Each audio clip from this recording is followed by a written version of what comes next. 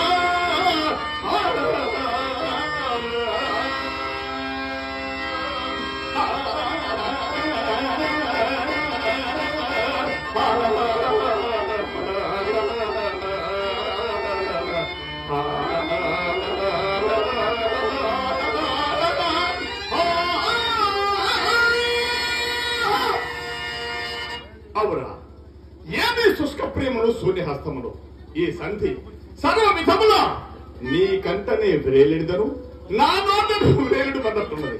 ఇది తున్నను నీ మనము మాత్రం ఇంతవరకు విధించున్నదయ్యా. అగుగాక నిన్ను ఇచ్చే వ్యక్తి నీ నుడివులు దుంతయో నీకో మహాత్మా.